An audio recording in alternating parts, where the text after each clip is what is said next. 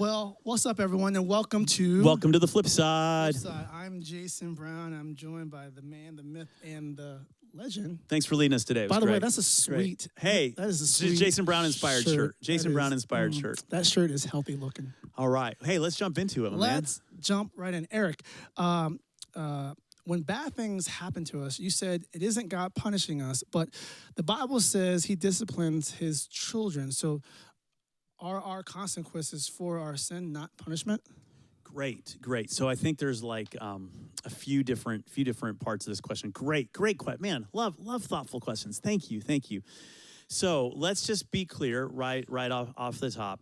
When a child is born with, just take it from the text, right? It's blind or it has some other challenge. I would never want a parent to think that is God punishing you or disciplining you for your sin. It's all throughout the scriptures. God does not do that. What is discipline? Discipline is His correction of us, right? So God doesn't punish a child in order to correct a parent. And so we have to see that discipline is even different than consequences, because discipline is restorative. Discipline is training. Discipline is not pleasant at the time, but discipline is for our ultimate good. And it's just different. But He doesn't hurt, Kennedy because you were bad, right? Right. No, He disciplines us for our good, but discipline. And this is true in parenting as well. Jason's daughter's name's Kennedy. Kennedy is 14 months now-ish, almost 14 months, ballpark. When Jason disciplines Kennedy, as that time comes sooner than he thinks, it's so that she can be a stronger, more godly, fulfilled person. It's for her good. That's right. Right? It's not in order to like it's not. What's the word? Like retributive. It's not to get back at her. Retaliatory. Yeah, retaliatory. Retaliatory. Let's just go with a new word. I'm pretty sure retaliatory is not a word, but it's retaliatory. Retaliatory. Right? Retaliatory. But definitely retaliatory is not a word. No, that's definitely not. something. But neither is retributive, which is my. You get it. He's not paying you back. He's in it for your good, and so just separate that and trust that God will do things that will bring you good in the future. But He's not going to punish other people. Now, do our actions have consequences? Yes, that's different, right? What's an obvious one? If you drive drunk and you get pulled over, you will lose your license. That is a 1-to-1 correlation. But that's so different than thinking that a child is born blind because of the sin of their parents.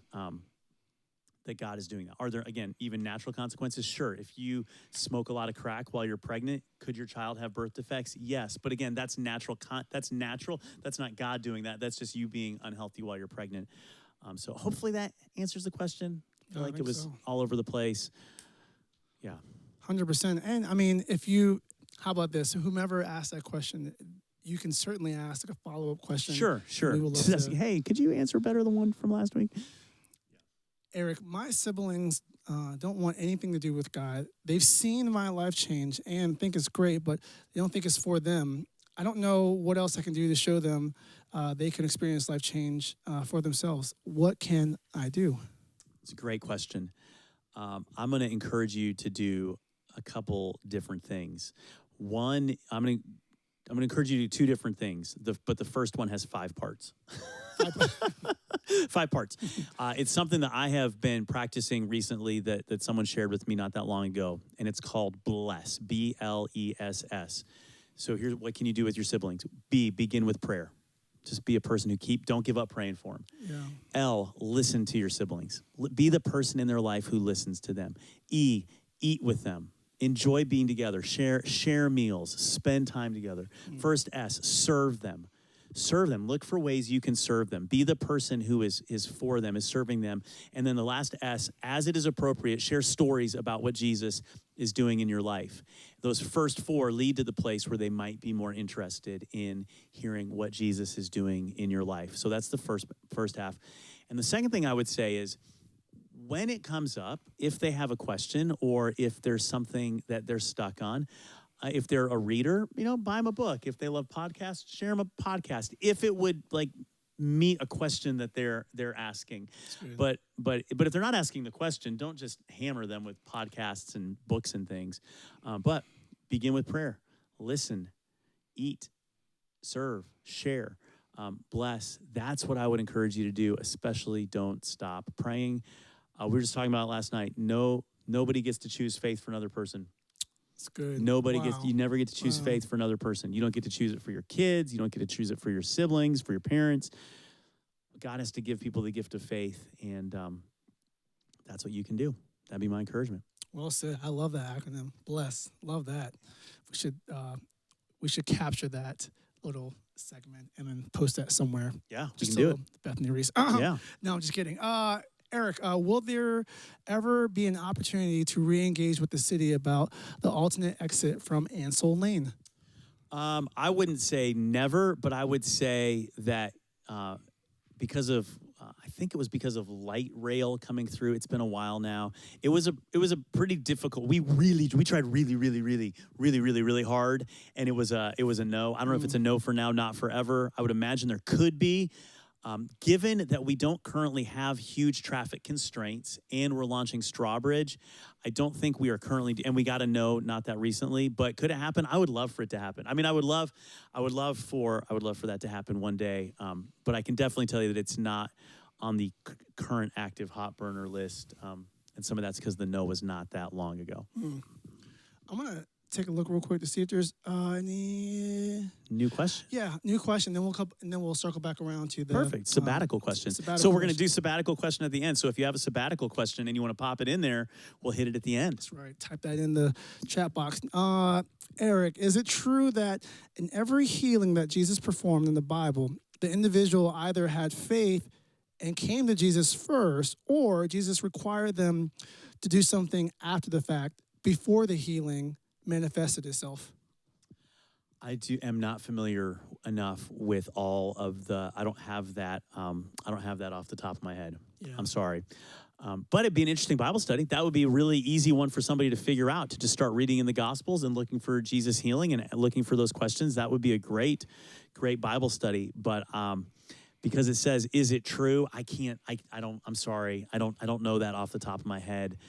If that's true or not. But I believe that the person who asked that question, I would encourage you, if you ask that question, go do it. Go get your Bible, go pick a gospel, and just start reading through it and looking. Just take them one at a time and see what Jesus did. Heck, you could read the whole gospel, or you could just skim until you got to the miracles. Yeah, and by the way, and then let us know on the flip side. Let us know. 100%. There is a book that I got in Bible college. I believe it's called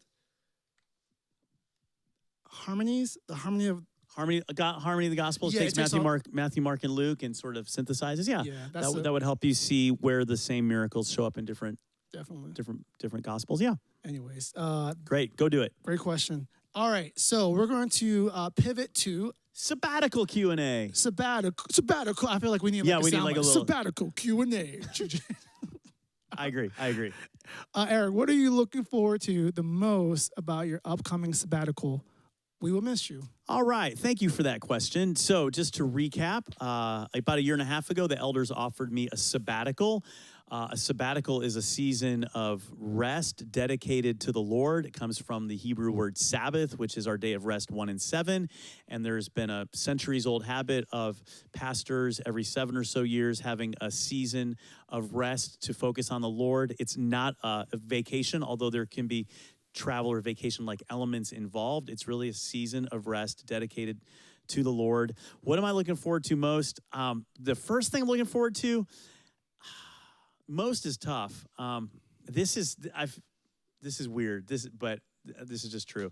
I'm doing a counseling intensive. So I'm going to go meet with this guy, Chuck DeGroat, in Michigan for 5 days. And we're going to do 5 days of counseling. I've never done anything like that. Yeah. But I'm really looking forward to what comes out of that time. Some of that comes from a desire to just be better. Yeah. That's you. That is to you. just make some progress. I like progress. I'm just like, maybe Chuck can help me. And I have a feeling that I'm still going to be me when it's over, but I'm really looking forward to that. That's going to be awesome. So what am I looking forward to most? But man, we're doing some fun stuff. Anna Claire and I are going to New York City, and we're going to see Hamilton at the Richard Rogers Theater. We're major Hamilton fans. That's going to be pretty amazing. So that's another big one. Yeah. So, yeah, thanks for asking. Any sabbatical questions we would love to answer them. Thanks for keeping those coming. No, 100%. Love that we are transparent about that. I think that may be all the questions. Boom. Real quick, before we get to housekeeping, next week, I highly encourage you to tune in to next week's service. It's going to be a different experience. Well, and really come in person. I was going to... Were you going to say that? Yeah. Okay, sorry. Yeah. No. No, you go ahead. You should. You're really... No, you say it. Well, I was going to say to tune in, but yes, the experience won't be nearly as rich taking this in online. I will actually encourage you, if you're watching now or via playback, come to the building next week. Both of the campuses will have the same experiences. It's going to be incredible. It's called Journey to the Cross. We are going to take you through the last days of Jesus as he heads to the cross. And it's kind of like our Good Friday. Yeah, it is our Good Friday service. Good Friday. Yeah. It's going to be great. It's going to be very experiential. It's not going to be a normal Sunday. Certainly won't be normal. And it's going to be great. And so I encourage you, if you're watching this, right, I encourage you to come and actually experience next week live in person in the building. For sure. Also, I want to encourage everyone to stay connected with us via all of our social media platforms, GFAM, Facebook, it's part of GFAM, whatever.